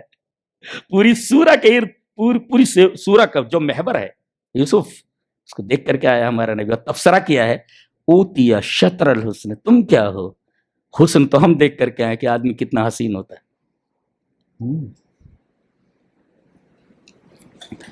تو بڑے حسین تھے, فدا ہو گئی وہ, اور اس حسن کی وجہ سے جیل میں ڈال دیے گئے. جیل میں ڈال دو اس کو بولو. تو یہ حسن جو ہے یہ سبب بنا ہے مصیبت کا, اور جو سیرت آپ کی تھی وہ سبب بنی ہے جیل سے نکلنے کا. خواب کی تعبیر یہ سیرت ہے, حسن سیرت ہے, علم ہے یہ, اور ظاہری جو جمال ہے یہ آپ کی حسن صورت ہے. تو حسن صورت نے مصیبت میں ڈال دیا اور حسن سیرت نے مصیبت سے نکال دیا. پتہ یہ چلا کہ حسن صورت سے زیادہ توجہ حسن سیرت کے اوپر دی جائے. آج ہم لڑکیوں کو جاتے ہیں دیکھنے کے لیے,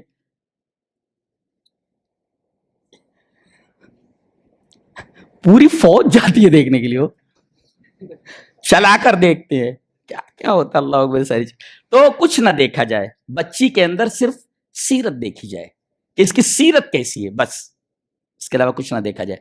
کسی شاعر نے بہت اچھا کہا ہے کہ حسن صورت چند روزہ, حسن سیرت مستقل, اس سے خوش ہوتی ہیں آنکھیں, اس سے خوش ہوتا ہے دل. تو حسن صورت سے زیادہ ہماری توجہ حسن سیرت کے اوپر ہونی چاہیے. دیکھیے حسن صورت نے پھنسا دیا اور حسن سیرت نے نکال دیا. تو توجہ کس پر دی جائے, حسن سیرت پر دی جائے. یہ نقطہ ملا یہاں سے. جی, حضرت یعقوب علیہ السلام کے بچے قحط کے موقع پر پتا چلا کہ مصر کا بادشاہ سب غلے بانٹ رہا ہے. ان کو معلوم نہیں کہ یہ ہمارا بھائی ہے, اور یعقوب کو معلوم نہیں جہاں بھیجا جا رہا ہے میرا بیٹا ہے. اللہ, میرا بیٹا ہے. کس پوسٹ پر پہنچ گیا ہے؟ جی, اپنی سیرت کی وجہ سے, اپنے علم کی وجہ سے. لہذا بچے علم کے اوپر زیادہ توجہ دیں. جی, علم, کسی بھی پوسٹ پر جاننے کے لیے جو علم انہوں نے چنا ہے اس علم کے اوپر محنت کریں, اس لیے کہ انہوں نے اپنے علم کا حوالہ دیا ہے, میرٹ کا حوالہ دیا ہے. مجھے زمین کے خزانوں پر مقرر کر دیجئے, انی حفیظ علیم. علم کے اوپر محنت کریں. جی, تو جب جانے لگے تو انہوں نے کہا اے میرے بچوں, یا بنی لا تدخلوا من باب واحد وادخلوا من ابواب متفرقہ. مصر جا رہے ہو نا, ہینڈسم ہے سب بچے, نبی کے بیٹے ہیں سب. اللہ, بہت ہی خوبصورت, بہت ہی طاقتور. خود بول رہے ہیں ہم لوگ طاقتور ہیں, بولے تو ونحن عصبہ, خوبصورت ہیں, جوان ہیں. باپ نے کہا کہ میرے بچوں ایک دروازے سے مت داخل ہونا, نظر لگ جائے گی, یا ہو سکتا ہے کہ تمہارے اوپر کہیں جاسوسی واسوسی کا الزام نہ لگ جائے. ولا تدخلوا من باب واحد وادخلوا من ابواب متفرقہ. کوئی اس دروازے سے چلا جائے, کچھ اس گیٹ سے, کچھ اس گیٹ سے, کچھ اس. اور اس کے بعد حضرت ایک جملہ فرمایا, یہ تدبیر ہے, تدبیر ہے بچوں کو بچانے کے لیے. بچوں کو بچانے کے لیے تدبیر کیا کی ہے, دیکھو بہت غور سے سنیے. یہ اس پوری سورہ کریمہ کا حاصل ہے. کیا؟ وقال یا بنی لا تدخلوا من باب واحد وادخلوا من ابواب متفرقہ. حضرت یعقوب نے کہا ہے میرے بچوں ایک دروازے سے داخل مت ہونا, وادخلوا من ابواب متفرقہ, متفرق دروازے سے داخل ہو. گیا, تدبیر بتا دی, تدبیر بتا دی. اس کے بعد آپ کیا بول رہے ہیں, وما اغنی عنکم من اللہ من شیء. اللہ تبارک و تعالی سے میں تمہیں بچا نہیں سکتا, میں بے نیاز نہیں کر سکتا. یہ تدبیر ہے, لیکن ہوگا وہی جو اللہ چاہے گا. پتہ یہ چلا کہ توکل کس کو کہتے ہیں؟ توکل کہتے ہیں پہلے تدبیر اختیار کر لی جائے اور تدبیر کے نتیجے کو اللہ پر چھوڑ دیا جائے. دیٹ از کالڈ توکل. نہیں سمجھے؟ نبی کریم صلی اللہ علیہ وسلم فرمایا اونٹ کو باندھ پھر توکل کر. جی اقل البعیر ثم توکل. آپ کے پاس اونٹ ہے تو آپ اونٹ کو پہلے باندھیں اس کے بعد توکل کریں. کوئی کہہ سکتا ہے کہ اگر میری قسمت میں تو اونٹ بھاگ کر جائے گا کہاں؟ وہ تو میرا ہی رہے گا نا. بتایا گیا نہیں، پہلے اونٹ کو باندھو، یہ تدبیر ہے، اس کے بعد توکل کرو، اس لیے کہ باندھنے کے بعد بھی ضائع ہو سکتا ہے، کھول کر لے جا سکتا ہے. تو یہ کہا گیا کہ وما اغنی عنکم من اللہ من شیء، یہ تدبیر میں نے بتائی ہے، سبب. اچھا ایک نقطہ اور ملا، یہ بچے ہیں، کوئی MBBS کی کوچنگ کر رہا ہے، کوئی انجینئرنگ کی کوچنگ کر رہا ہے، ہو سکتا ہے کوئی IAS IPS کی بھی تیاری کر رہے ہوں. بہرحال تو ایک سبب اختیار کر رہے ہیں. سبب کتابوں کو دیکھ رہے ہیں، محنت کر رہے ہیں، یہ سبب ہے. محنت کر کر کے سبب اختیار کر کے کسی نتیجے پر پہنچنا ہے. IAS بننا، IPS بننا، ڈاکٹر بننا، انجینئر بننا، وہ آپ کی منزل ہے، وہ آپ کا گول ہے، آپ کا اچیومنٹ ہے وہ، ٹھیک ہے. اور آپ سبب اختیار کر رہے ہیں، رات دن کتابیں لے کر کے بیٹھے ہوئے کوچنگ کر رہے ہیں، محنت کر رہے ہیں وغیرہ وغیرہ، یہ سبب ہے. سبب اختیار کیجئے مگر پورا توکل، پورا بھروسہ مسبب الاسباب کے اوپر ہونا چاہیے. جی جی، سبب سے ہوتا، سبب اختیار کیجئے لیکن یہ سبب اس وقت کام کرے گا جب مسبب الاسباب اجازت دے گا. ورنہ بہت سارے لوگ کوچنگ کرتے، بہت سارے لوگ محنت کرتے لیکن رکشہ چلانے کے لیے تیار ہو جاتے، رکشہ چلاتے. تو توکل کسے کہتے ہیں؟ سبب اختیار کیجئے مگر سبب کے اوپر پورا بھروسہ نہ کر لیجئے، پورا بھروسہ مسبب الاسباب کے اوپر ہونا چاہیے. ایک مثال سے اور واضح کرتا ہوں. آپ دکان میں جائیں، دن بھر آپ محنت کریں، کسٹمرز کو ڈیل کریں اور اس کے بعد کہیں میرے رب میں نے تدبیر اختیار کر لی ہے، میں نے سبب اختیار کر لیا ہے، اب میری محنت کا نتیجہ تیرے ہاتھ میں ہے. جی جی، اس کو کہتے ہیں توکل. وہی بات یہاں کہی گئی ہے، سبب اختیار کیجئے مگر سبب کا نتیجہ اللہ پر چھوڑ دیجئے. سبب کو مستقل بالذات مت سمجھیے بلکہ مستقل بالذات مسبب الاسباب کو سمجھیے. یہ اس سورہ کریمہ کی بڑی شاندار اور بہت ہی حسین بات ہے. اور آگے اسی توکل کا حوالہ دیا گیا کہ اسی کا نام توکل ہے. تدبیر اختیار کر کے نتیجہ اللہ پر چھوڑ دینا، یہ تدبیر ہے، یہ توکل ہے.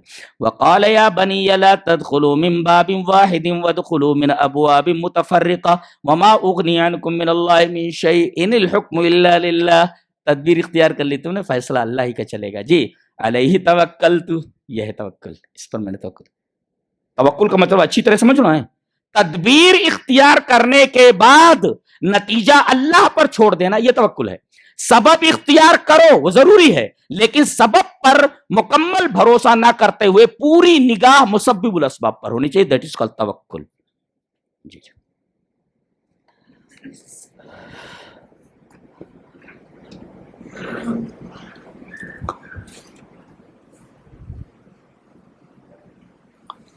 دونوں کا سفر بڑا عجیب ہے. دونوں سفر کر رہے ہیں، کون؟ موسیٰ اور یوسف. ایک کا سفر چرواہے سے محل کی طرف ہوا، حد دقیق. ایک نبی کا سفر چرواہے سے محل تک ہوا. یہ بھائی وغیرہ اور یہ سب بکریاں ہی چراتے تھے نا، جانور ہی چراتے، روزی کا اور معاش کا ذریعہ تو یہی تھا نا، اونٹ چرانا، بکریاں چرانا. تو ایک کا سفر، یوسف علیہ السلام کا سفر چرواہے سے محل تک ہوا اور ایک کا سفر محل سے چرواہے تک ہوا. کہاں پہنچے؟ مدین. کہا کہ میں اپنی ان دو بیٹیوں میں سے ایک بیٹی کا نکاح تجھ سے کرنا چاہتا ہوں، برابر ہے، لیکن مہر مؤجل رہے گی. بات 8 سال تک تمہیں ہماری بکریاں چرانی پڑیں گی، اور اگر 10 سال کر دو فَإِنْ أَتْمَمْتَ عَشْرًا فَمِنْ عِنْدِكَ، وہ تمہاری طرف سے. اگر 10 سال پورا کر دو، 8 سال ہے، 8 سال، برابر ہے. اس بیوی کے لیے 8 سال بکریاں چرائی ہیں انہوں نے، ایک نبی نے. بولا بیوی کیسی ہوگی، اندازہ لگائیے آپ. جس بیوی کے لیے ایک نبی نے 8 سال تک بکریاں چرائی ہیں، بیوی کیسی ہوگی، اندازہ لگائیے آپ. کتنی نیک رہی ہوگی، اللہ کتنی نیک رہی ہوگی.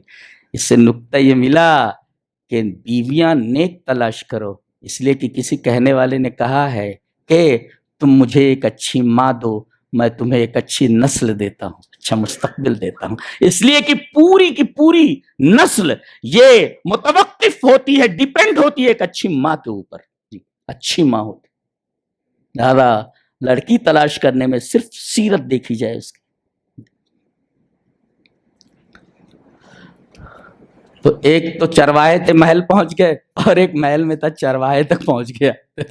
یہ دیکھو تقدیر دیکھ رہے ہیں آپ، عجیب عجیب ہے سب. یہ اللہ تبارک تعالیٰ کی شرع. ایک نقطہ اور ملا، کافر کا خواب بھی سچا ہو سکتا ہے. جی جی، جو بادشاہ کافر تھا اس نے خواب دیکھا تھا، اور یہ دونوں بھی کافر تھے. جی، کافروں کا خواب بھی سچا ہو سکتا ہے، اور ہر خواب کی ایک تعبیر ہوتی ہے. ایک بات یہ بھی معلوم ہوئی کہ جب ان کے سامان میں پیالہ رکھ دیا گیا، اب ظاہر ہے کہ چور ثابت ہو گئے، یہ چور ثابت ہو گئے. اس طرح ایک مفسر بڑا اچھا تبصرہ کرتا ہے، کہتا ہے کہ جب بھائی کو اپنے ساتھ لے جانا ہوا تو انہوں نے کیا کہا؟ ارسل معنا اخانا، ہمارے ساتھ ہمارے بھائی کو بھیج دیجئے. برابر. اور جب چوری پکڑی گئی، ان کے سامان سے وہ پیالہ برآمد ہوا، تو یہ نہیں بول رہے میرے بھائی نے چوری کیا ہے. باپ سے یہ کہہ رہے ان ابنک سرق، تمہارے بیٹے نے چوری کی ہے. اس کا مطلب یہ مطلب رہے تو بھائی، اور مطلب ہٹ جائے تو کسائی. ایسے ہی تو ہوا.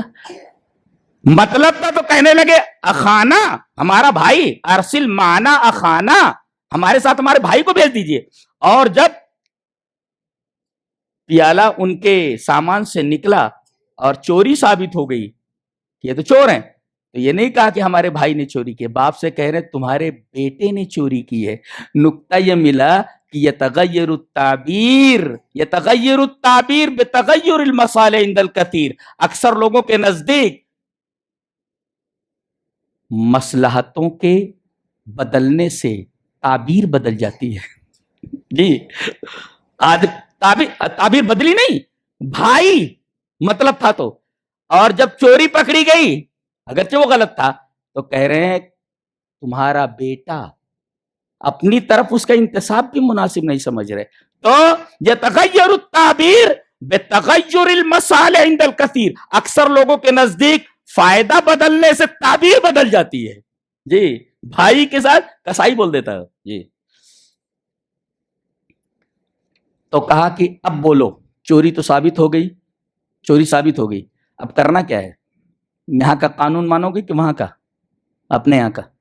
اس لیے کہ دونوں جگہوں کا قانون الگ الگ تھا. مصر کا قانون یہ تھا کہ اگر چوری پکڑی جائے تو جس کے یہاں چوری کیا ہے وہ اس کو اپنے ساتھ غلام کی حیثیت سے رکھ سکتا ہے، خادم کی حیثیت سے.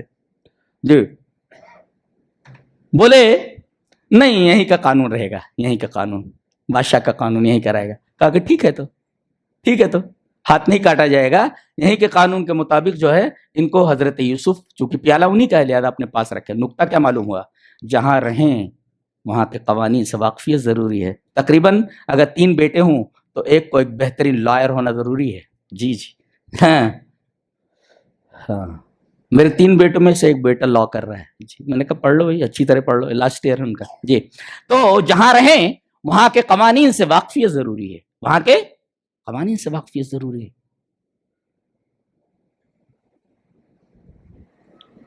تیسرے، بادشاہ نے ان کو وزیر فوڈ بنا دیا، منسٹر آف فوڈ منسٹر بنا دیا ان کو. پتہ یہ چلا کہ غیر مسلم حکومت میں بڑے سے بڑا عہدہ بھی قبول کیا جا سکتا ہے. جی جی، بڑے سے بڑا عہدہ قبول کیا جا سکتا ہے. جی، اور ایک نقطہ یہ بھی معلوم ہوا، آپ اگر غیر مسلم ملک میں بھی رہیں تو وہاں کی جو لوگ ہیں وہاں کی شرح ان کے ساتھ خیر خواہی کریں آپ. کہ اس سے بڑی خیر خواہی کیا کر سکتی ہے کہ 7 سال کے قحط سے نجات دلانے کا باعث بن گئے حضرت یوسف علیہ السلام. تو جہاں رہیں آپ اس جگہ کے خیر خواہ رہیں. ہم جس وطن میں رہیں اپنے وطن کے خیر خواہ رہیں. جی،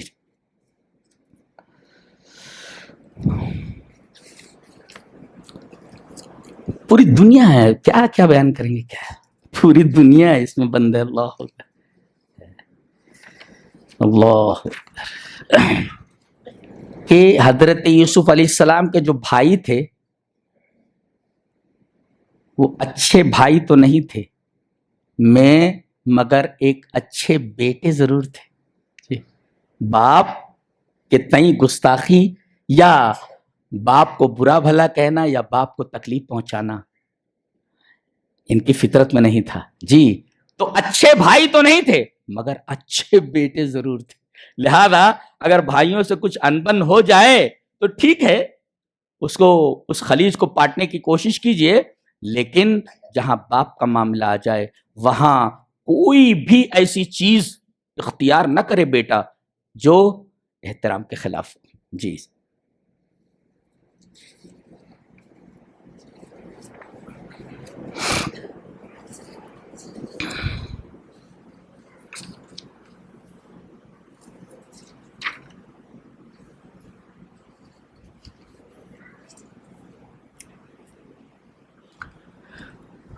بھائیوں نے آ کر کے بتایا کہ پہلا بیٹا تو غائب ہو ہی گیا تھا، دوسرا بیٹا بھی چلا گیا.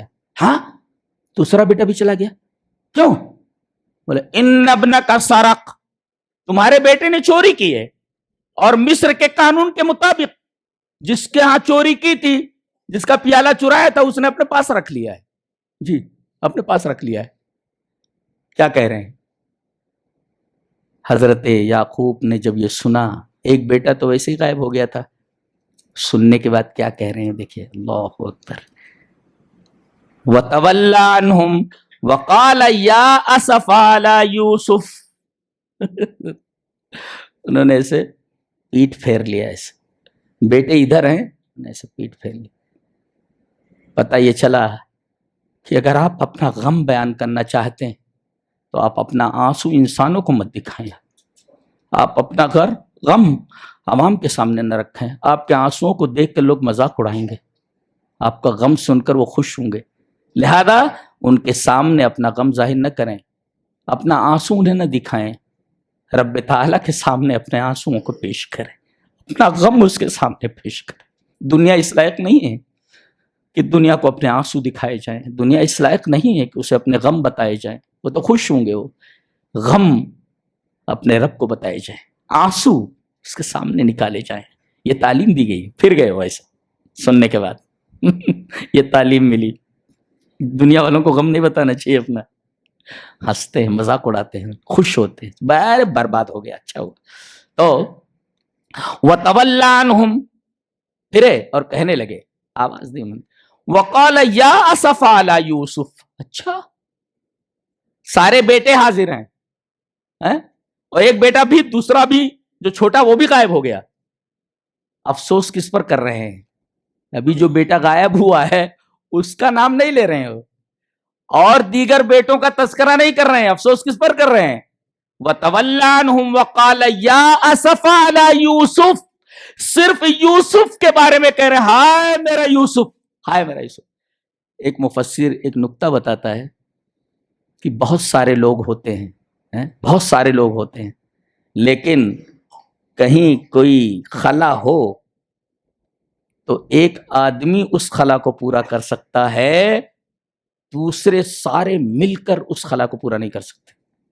ایک آدمی ایسا ہوتا ہے، نہیں سمجھے آپ؟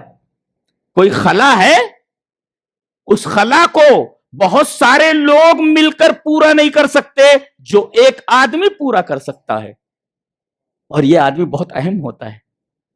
حضرت یوسف علیہ السلام ایسے تھے کہ حضرت یعقوب علیہ السلام کے غم کی جگہ کو وہی پر کر سکتے تھے اور کوئی نہیں. جی تو آپ کے غم کو ایک ہی آدمی بھر سکتا ہے بعض جگہوں پر، پوری دنیا مل کر کے اگر اس غم کو دور کرنا چاہے دور نہیں کر سکتی.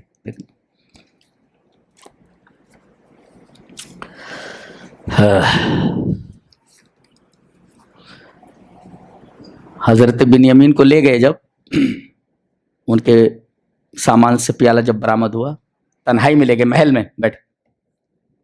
پہچانتا ہے کون ہوں؟ اللہ یہ چھوٹا پہچانتا ہے میں کون ہوں؟ نہیں، میں نہیں جانتا. اپنے فرمایا میں تیرا بھائی ہوں، میں تیرا بھائی ہوں.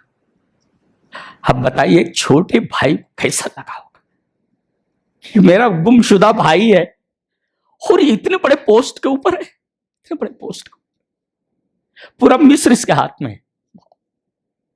یہ میرا بھائی ہے. کتنی خوشی ہوئی گی چھوٹے بھائی کو. تو بڑے بھائی کو وہ مقام حاصل کرنا چاہیے کہ چھوٹا بھائی خوش ہو سکے دیکھ کر کے بڑے بھائی کو.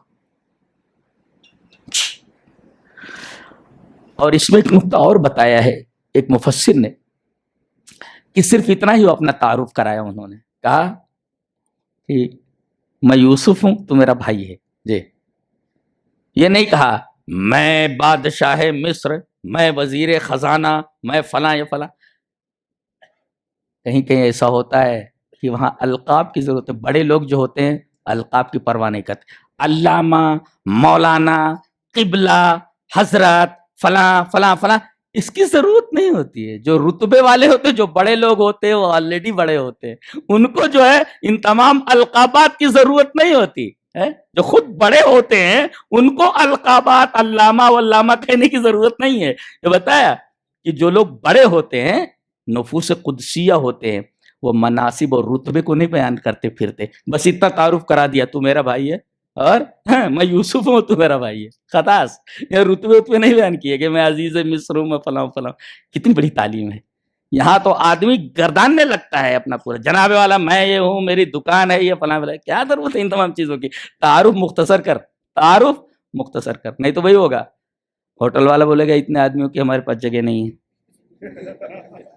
کہنے کہ نام کیا لکھو رجسٹر میں؟ کہا کہ لکھیے علامہ مولانا قبلہ قدس سرہ. کہا کہ اتنے آدمیوں کے ہمارے پاس جگہ نہیں ہے ہوٹل میں. تو بھائی ایسی حرکت کیوں کرے کہ ہوٹل والے کو بولنا پڑے کہ اتنے آدمیوں کے ہمارے پاس جگہ نہیں ہے. جی تو یہ چند باتیں تھیں یوسف علیہ السلام کے تعلق سے. انشاءاللہ کبھی اور موقع ملا تو جہاں سے ہم نے چھوڑا ہے حضرت یوسف علیہ السلام کے تعلق سے انشاءاللہ پھر آگے سے بیان کریں گے کہ اور کیا کیا اس سورہ کریمہ کے اندر اسرار ہیں. اسرار سے بھری ہوئی سورہ کریمہ ہے، اسے بیان نہیں کیا جا سکتا ایک نشست میں. اللہ ہمیں نیک عمر اور اچھی سمجھ کی توفیق عطا فرمائے. وآخر دعوانا الحمدللہ رب العالمین.